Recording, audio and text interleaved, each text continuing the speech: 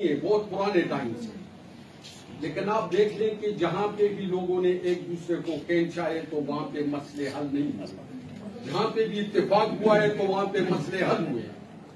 میں تو یہ کہتا ہوں کہ اس فورم پہ آ کے سیاست اور پارٹی کو ختم کرنا چاہیے۔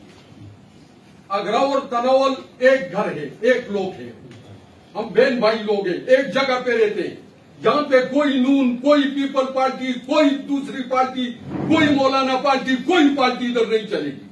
اگر آپ چاہتے ہو کہ آپ کا علاقہ ترقی کرے تو، اگر آپ چاہتے ہیں کہ ہمارا علاقہ ترقی نہ کرے تو پھر تو اپنی اپنی پارٹی کو فالو کریں۔ یہاں پہ آنے کا ہمارا ایک ہی مقصد ہے کہ اگرو اور تنول ترقی کرے، بس اس سے زیادہ کچھ بھی نہیں۔ دوستو، ایک آدمی کے پاس گدے تھے، 40 گدے تھے، وہ روڈ پہ جا رہا تھا تو سب گدے ایک دوسرے کے پیچھے لگے ہوئے تھے، وہ ٹھیک راستے پہ جا رہے تھے۔ وقت کا بادشاہ راستے پہ گزر رہا ہے تو اس نے اس گدے کا جو مالک تھا اسے رکوایا اور اس سے پوچھا کہ کیا بات ہے یار، یہاں پہ تو انسان ایک دوسرے کے پیچھے نہیں چلتے، یہ 40 گدے ایک بندے کے سامنے کس طرح؟ اس نے کہا کہ صاحب میرے پاس یہ لاٹھی ہے، میں سزا دیتا ہوں، تو جب میں سزا دیتا ہوں تو ان کی کیا مجال ہے کہ یہ لائن پہ میں نہ چلے۔ تو اس نے کہا کہ اگر میں آپ کو کوئی وزارت دے دوں اپنے ملک کا تو کیا خیال ہے آپ ان لوگوں کو ٹھیک کر دیں گے؟ اس نے کہا کہ اگر اختیار کے ساتھ دے دو تو انشاءاللہ میں ٹھیک کر دوں گا۔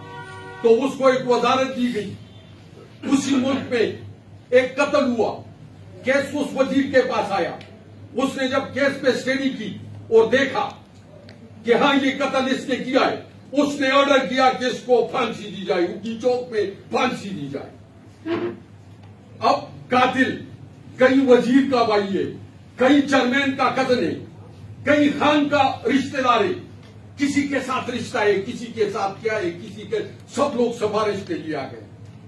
اس وزیر کے پاس کافی وزیر آئے اور کان میں بولا کہ اس کو پھانسی نہیں دو، یہ فلاں آدمی کا رشتہ دار ہے، یہ فلاں کا رشتہ دار ہے۔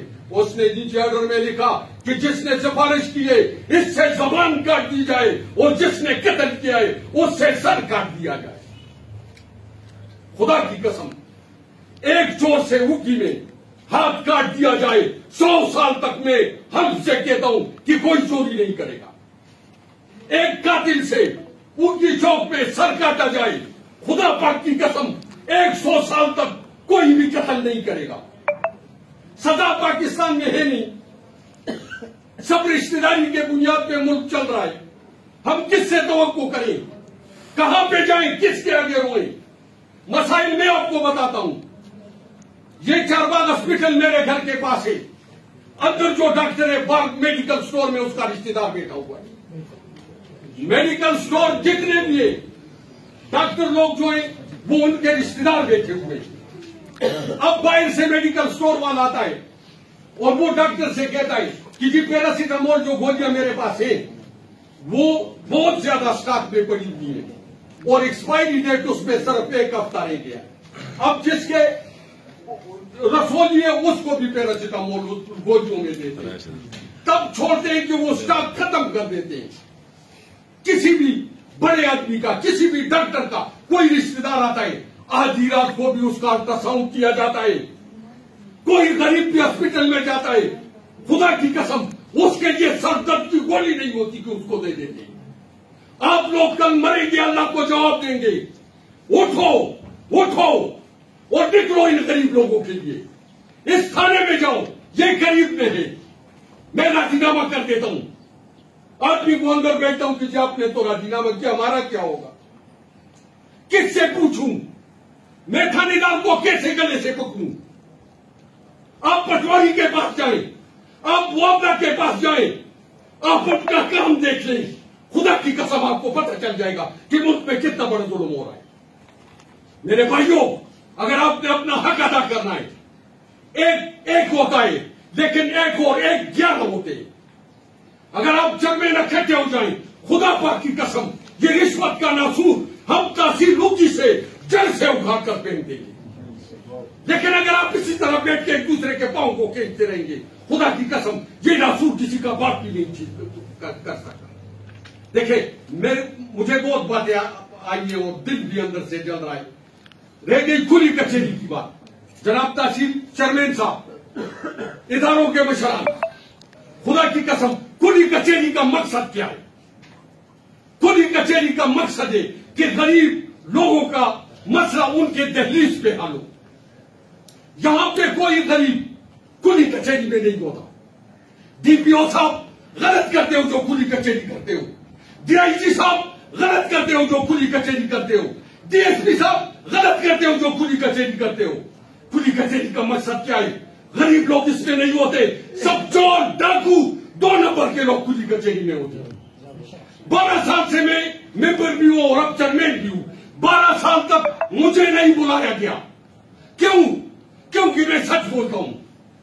ادارے بھی مجھے نہیں بلاتے کیونکہ میں وابڈا کو چور بولتا ہوں، کیونکہ میں تھانے کو چور بولتا ہوں، کیونکہ میں پٹواریوں کو چور بولتا ہوں. مجھے کیسے بلائیں یار؟ منشیات کی بات خود تھانہ اسمگل کر رہا ہے. منشیات لوگوں کو روک تھام کون کرے گا یار؟ میں نے ایف سی میں ملازمت کی ہے. جب ہم کسی پوسٹ میں نئے جاتے تو ہمیں چارج دیا جاتا کہ ایک ٹیبل، ایک پنکھا، اتنے پردے، اتنے بکس، اتنے کرسیاں، اتنی چارپائیاں، یہ اس پوسٹ میں موجود ہے. تھانے میں چارج کس طرح دیا جاتا ہے آپ کو بتائے؟ 45,000 روپے اس چرسی سے، 1 لاکھ روپے اس شرابی سے، 5 لاکھ روپے اس سے. یہ چارج تھانے میں دیا جاتا ہے. آپ لوگ بیٹھ کے کہہ رہے ہو کہ ہم بات کریں گے. کوئی بات نہیں ہے. اگر اللہ تعالیٰ کی طرف سے ایک قوم پہ عذاب نازل ہونا تھا، وہ بہت غافل ہو چکے تھے، تو اللہ نے کہا کہ 3 قسم کا عذاب آپ پہ نازل کروں گا، اس میں سے ایک ڈیسائیڈ کر لو.